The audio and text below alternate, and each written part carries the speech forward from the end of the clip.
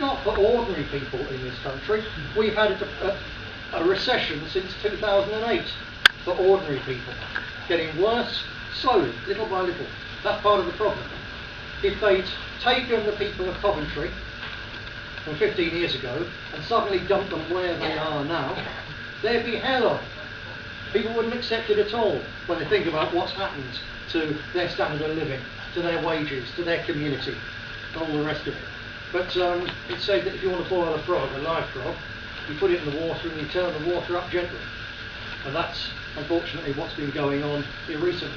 But I can tell you that the economic crisis is going shortly to get a whole lot worse. Because what's happening, the incredible mess of this corrupt banking system all around the world, it's finished. It's at the end of its lifespan. The thing is shot to bits. And the economy of the entire world, but particularly the Western world, particularly a little overcrowded island like Britain, is hanging on a thread right now. And ordinary people are going to be made, as they're already being made to pay in Greece. Do you know that the truth is the Greeks work more hours than the Germans? That's actually the truth. But all because Greece got into such a hideous financial pickle because of the European Union, virtually forcing them to borrow vast amounts of money, making it impossible for anyone to stay in business unless they borrowed as much money as their competitor and expanded as much as their competitor. Because of that, Greece is going down the tubes, and ordinary people in Greece are going to be forced to pay the bill for what the international banking community has done. And after Greece, it'll be Italy, and after Italy, Spain, and Portugal, and France. You know, the country with bigger debt ratios than all of them, the country, in fact, with a worse economic mess lying underneath it than them, is Britain. Exactly. And if the Greeks pulled out of the euro tomorrow, they could have it sorted within a year, just like the Icelanders did. They could say, right, we're out, we've got our own currency, it's devalued, and then those hundreds of thousands of empty properties all over Greece right now, holiday homes, not quite finished, would suddenly cost 10,000 quid a piece. And millions of people from Holland and Norway and Sweden and Germany and even Britain would think, I'll have a holiday home in Greece for 10,000 quid. And then I'll hire a local builder, because there's no other builders in Greece and so on. And within a year, Greece's economy would turn around. They'd be all right if they only got out of that mess. What can we do in this country? We used to be the workshop of the world. Birmingham used to be the workshop of the world. And now we don't make damn all. There's nothing. So can we persuade more Japanese tourists to come and look at Stonehenge and Stratford on Avon? Perhaps. But there's a limit. There's a real limit. We don't make anything, and we haven't got a ready-made holiday industry like, say, the Greeks have, and even the little fractions of things that we do still make. A few things, like Land Rover on the side. Where's the profit go from that? Because it's not owned by us anymore. It's not owned by us, our people, anymore. There's a few of these companies are using the last generation of our people who've still got real exceptional skills, the older generation, and they're looting this country for technology, for skills, and for short-term profit. But they're not going to hang around that long, not once it's done. So we are in a terrible, terrible pickle, and we need to get out of it damn quickly. And the point is, we could do. Now, our analysis as nationalists, and I'm talking here going back decades, Jeff here would know, has always been that the banking system is fundamentally rotten and corrupt because the bankers create money out of nothing, out of thin air, on paper or with an entry on an electronic ledger, and they lend it to us, to real business, to the real economy, and we have to pay them it back, invented out of nothing, and interest. Over 30 or 40 years, I've heard people say, no, that's a fantasy, that doesn't happen like that. Of course it doesn't. But now, in the last couple of years, we've got quantitative easing, which they openly admit is just printing money, creating money out of nothing. Now, the problem is that we said, create it out of nothing and spend it into circulation on projects that create real wealth and real jobs and make this country a better place. And, oh no, that's not it. Create it out of nothing, give it to the banks or lend it at 1 or 2%, and then let the banks, or try and hope The banks will lend it to businesses at 15%. Tremendous business being a banker, absolutely tremendous. Someone else gives you all the money, and then you lend it to other people at a huge interest rate. What an obscenity. It's utter madness, and it's so simple.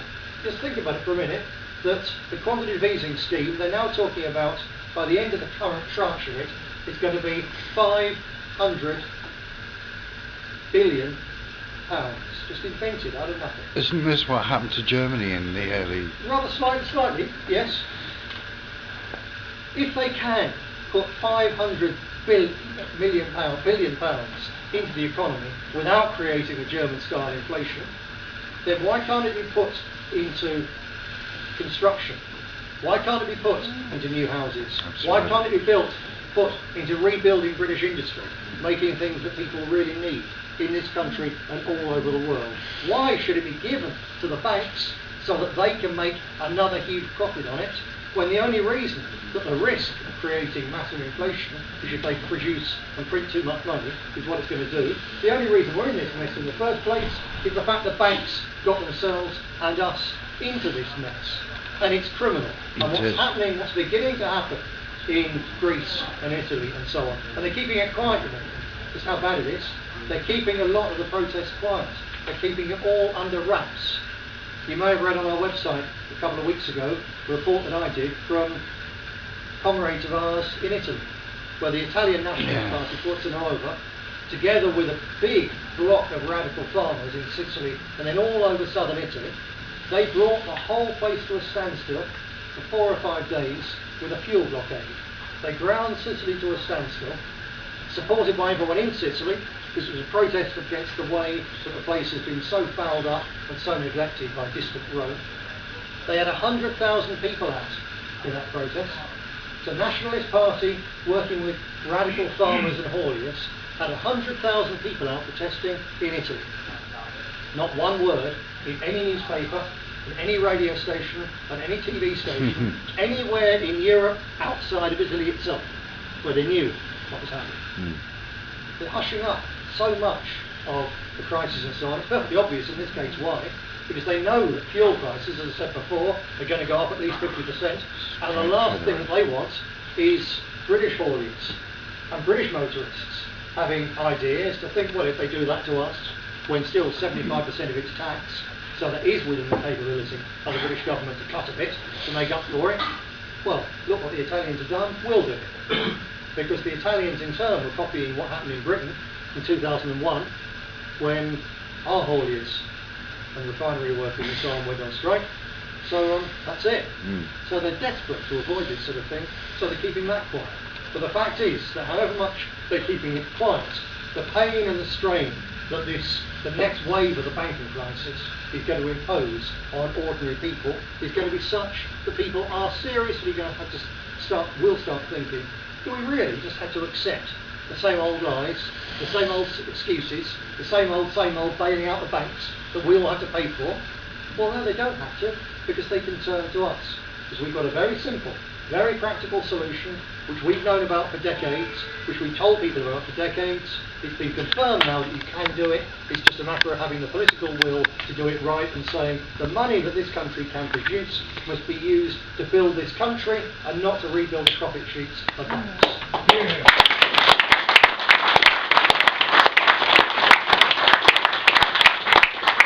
And then the third big reason why people will turn to us is the important one. Well, there's one thing before that, by the way, because you might think, obviously I'm going to talk about immigration, which I am, and you might think, yeah, the people understand the connection between the British National Party and the immigration issue.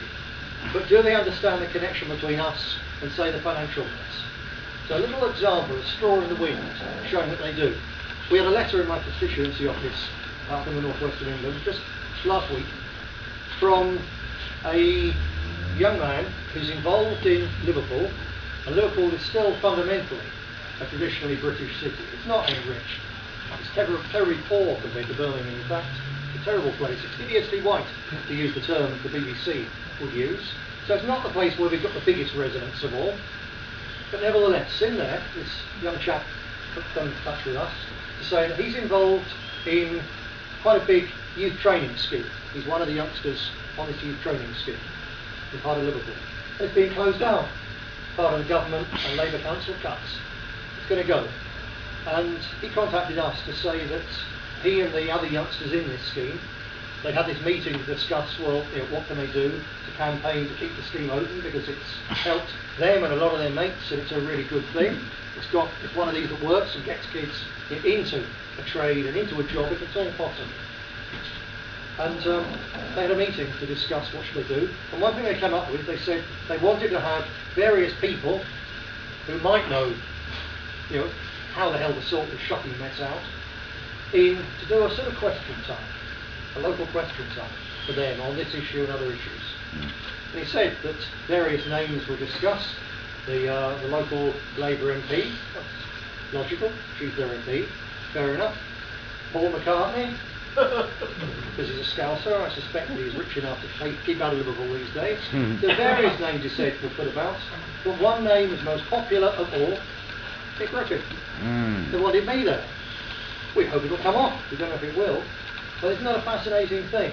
I think that you've got this big block of youngsters in Liverpool worried about their training being cut. Now if it's youngsters in Preston worried about their little sisters being seduced and abused by Muslim rape gangs, then you can understand them turning to the British National Party. But no, this is an economic issue. It's about jobs, it's about training. And they still know that the only people who are going to talk sense, the only people who can be trusted, are the British National Party. Yes.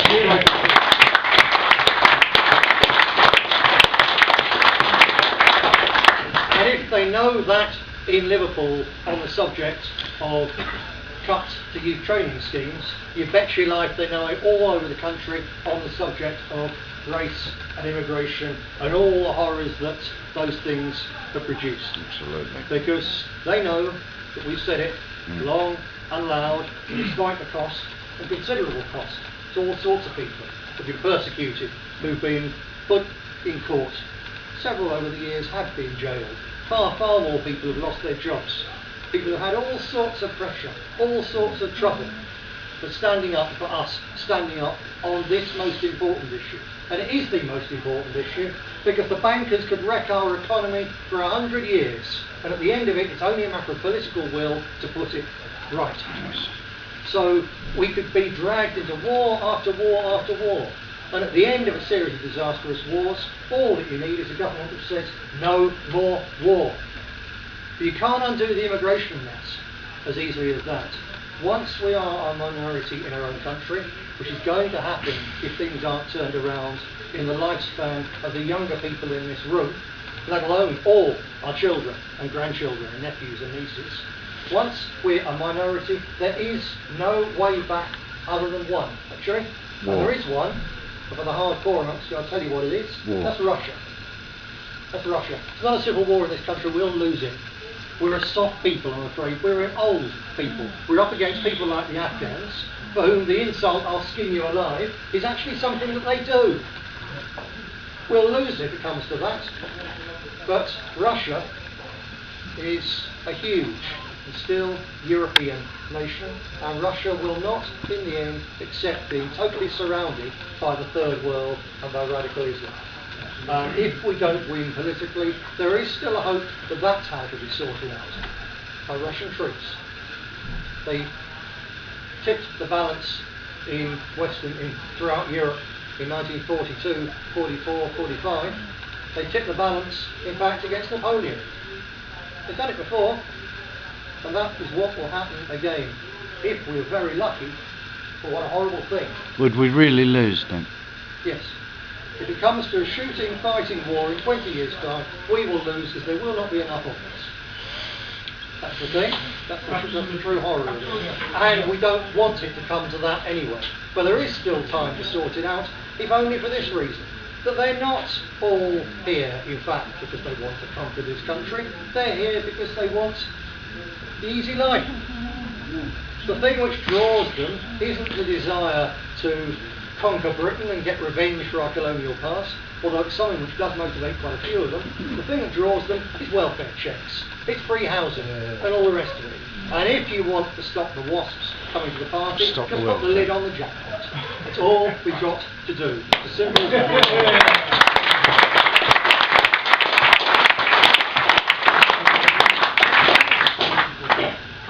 But they do know that we're right, you know. Just to go back to what I was saying right at the start about the people who tried to break this party, one of the lies that they put about, some things were true. They said we were hideously in debt. Correct, we were hideously in debt. Shockingly in debt, this party. When the accounts for 2010 are published by the Electoral Commission in a couple of weeks' time, you will see stories in the Star and the Mirror and the Express and the Mail saying the BNP's finished, it's £800,000 in debt. Don't worry, that was the position 2 years ago. It's not the position now. Those are the accounts from 2 years ago. The accounts from last year, and one reason we've held back the shocking ones for as long now as we have done, there are various bits and pieces of reasons. One reason is because it brings very close the publication of the next set of accounts, which show the situation very heavily turned round, and us. I'm not sure what the figure is, Jeff. Do you know what it is? Something 170. 170. It's between 150 and 200 at the end of 2011. So that's going from 800,000 to 170, 180,000. I think that's so worth a round of applause. Yeah. But I can tell you something more. That when the accounts for this year are published, obviously in the middle of next year, they will show that this year the party goes back into the black. By the end of this year, I guarantee you, it will be in the black.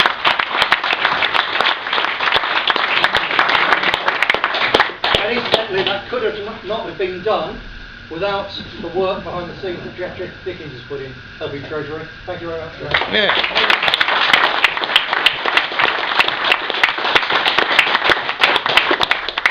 So that tale that was put about to destabilise the party was in fact, to an extent, true. It was put about by people who were saying don't give money, which is a strange thing to say if you're worried about the party not having money, but that's by the by and it's in the past. But something which was put about, which was never true, was the idea that we are a toxic brand. And that especially after question time, we were finished and disgraced. But I'll remind people that immediately in the week after question time, when I was ritually lynched on the BBC, as you know, our standing in the opinion polls went up 24% by the British public telling a pollster they'd now be prepared to consider voting British National Party. Now, how many people, if they're stopped in the street, or especially if they're phoned up at home and asked, would you consider voting for the British National Party, how many more would think, well, I'm going to, yeah, I'd love to. I'm not telling you that, I don't even know who you are. Yeah. And it's my job, or my daughter's in the police force, or my kids are still at school or whatever, and I don't know, it might cause problems. So it's an underestimate. And I can tell you that hasn't gone away. Slip down a bit, because the BBC haven't had me back on question time, let alone have me on a proper question time. They owe us 5 now, if they've stuck to their own rules, if they haven't moved the goalposts. But they've been very clever, but not that clever, because they think the public are so stupid they don't notice. The public do notice. That's why they want to hear from us. That's why they're so interested, because they know that if the creeps who've wrecked this country won't let us speak, it must be because we have something worth saying and something worth listening to. Yes. The public do get it, believe you me. And we saw that most of all, certainly I saw it. You might again, those of you who keep up on things on the internet, you'd have seen some of the footage and the reports from where we went to Hyde the other week. And there, when we went on to Hayward. Now for anyone, and a couple of faces here I don't know at all, that's new people, don't know what the position is here. What we went to Hyde for, Hyde's a suburb of Manchester, was in Hyde there'd been several young lads recently brutally beaten by racist Muslim gangs, one of them nearly killed, and we went there to demonstrate about this, not least because in 2002 a young lad called Gavin Hoffman was kicked to death in Oldham. Yeah. And I specifically said, and the British National Party locally campaigned, so it's saying that the police must get out and they can put young rookie cops in city clothes walking down the streets of these ghettos with an unmarked van somewhere nearby, and the moment a gang of these Muslim thugs go and start attacking this rookie cop, then the other cops need to get out.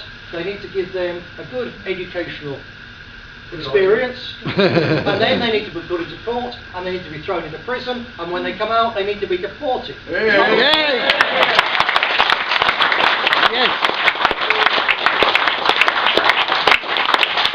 Do not pass Because go. we said in 2002, if that's not done, other lads are going to be beaten and attacked in the same way. And other murdered. families are going to go through the same thing. How would you feel if it was your son, your nephew, your grandson? It's an appalling thing. Most appalling because the British press, the British media, the British police force, the judiciary, the politicians, they've all refused to look at this problem because they know it's an ugly problem. They don't even want to talk about it. It's unspeakable. It's absolutely unspeakable what they've allowed to happen. If it was happening to rich kids outside one of their posh schools, then there'd be something more to be done. Or It's black only kids. white working class English boys, so none of them give a damn. Well, we do give a damn, and that's why we were talking about it in 2002. It's why we carried on talking about it, and it's why we were in Hyde the other week, and we got, I tell you, the most fantastic response from the public. The most brilliant response I've ever had. Up until now, I've been able to say to people genuinely, the best response I've ever had for the British National Party anywhere is in Stoke, as a matter of fact. Stoke's been astounding, still is for us. But nothing like we had up there behind at the weekend. Just an incredible experience with so many people from all walks of life, all backgrounds, all ages coming up to say thank you and joining us and listening in and so on. And then in the afternoon we went on to Haywood. And this is the other side of the coin of Muslim street gangs. That when it's our young lads, yeah, they beat them. When it's our young girls, or for that matter, young girls, say from the Sikh community, They or the rape West them. Indian community, then they are sexual playthings to them. Never with their own girls. They don't do this with their own girls. It's always the girls of other communities. It's a form of particularly war. our community, because, let's face it, a lot of Sikhs have still got that proud martial spirit, and if a gang of Muslims do it to a Sikh girl, her brothers and her uncles and all the rest of them, they'll be on them like a ton of bricks. But our people are soft and quiet and law-abiding, and still expect, naively, the police to do something about it, and because of that, these people have got away with the most hideous crimes for decades, and nothing's been done about it. I say nothing, you'll be aware that now they've got 47 in total from all over the Midlands and Northern England, Telford and so on, all over, all the way up, 47 on trial in blocks in Liverpool Crown Court. It's just come out, the block of, I think, 9 of them from Rochdale, their turn in the dock at present.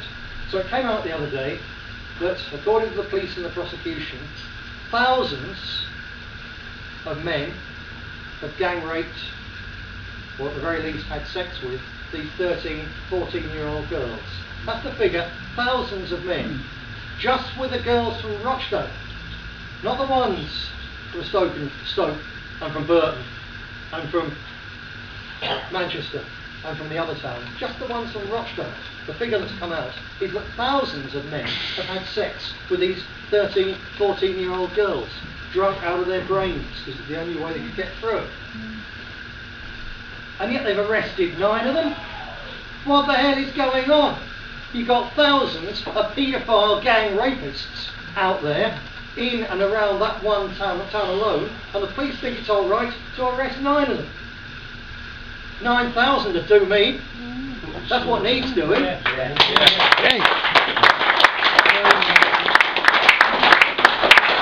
Nick, is this a form of warfare? It is a form of warfare, actually, yes. If you read, it's very politically incorrect to say so, that the British establishment, they're just beginning to say it's an ethnic problem. No. They're all Pakistanis. No, it's not an ethnic problem at all. There's Pakistani Christian refugees in this country. They don't do this. It's not just Pakistanis that do it, it's also Albanians, Kurds, Yeah. Somalians, all sorts. The common denominator is not ethnicity, it's not race, it's not the colour of their skin, the common denominator is their religion. Yes. And the reason for that is that right at the core of their religion, and it's not a perversion of the religion, like if, for example, a group of Brits were to go out and start looking for old ladies and talk to their cats and burn them at the stake, that would be a perversion of Christian religion. It would be misinterpreting it, something from the Old Testament, and it wouldn't be what Jesus said to do. That's right. He said, turn the other cheek. Hate the sin more than the sinner. Let he who is without sin cast the first stone. It was a message of love. and tolerance not of evil, but of people's failings. Mm. But no, with the Prophet Muhammad, he at one stage in his middle years, he led a big war band which defeated a Jewish tribe in battle, and he had the male hostages, the male captives executed. Well, that's a war crime, including the leader of this band. And then he raped the man's wife and made her his concubine, his sex slave, that night. So that's it. And he married a girl of 6. Yeah. Now, not being a paedophile, he did not consummate the marriage until she was 9. So that's okay. That's fine, yeah. That's all right.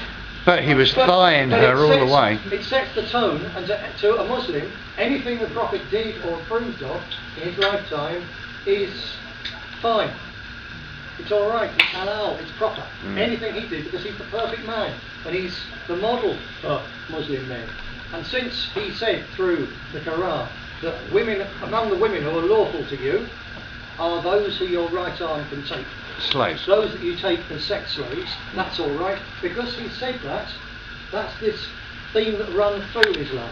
Now, it's not adhered to by all Muslims.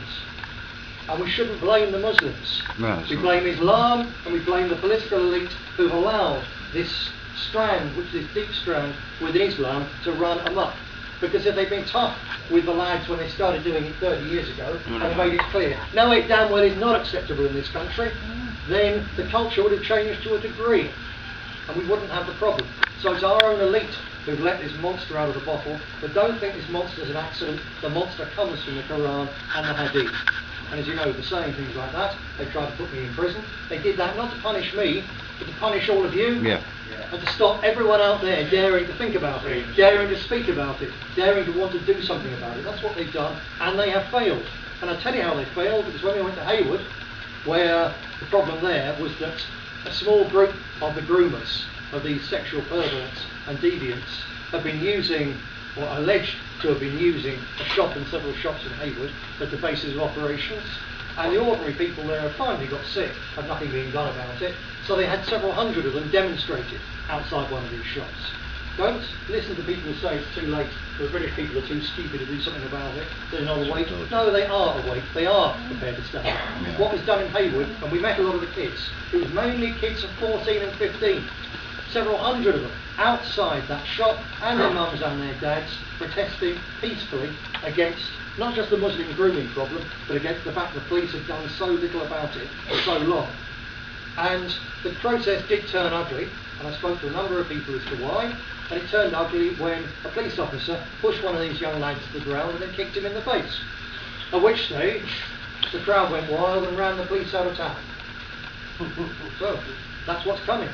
But we went to Hayward to offer people a peaceful solution. We went to Hayward to offer people a voice to speak out for them. And again, the response was just absolutely outstanding. Just fantastic. And it's fantastic because so much work has been done by so many British National Party activists.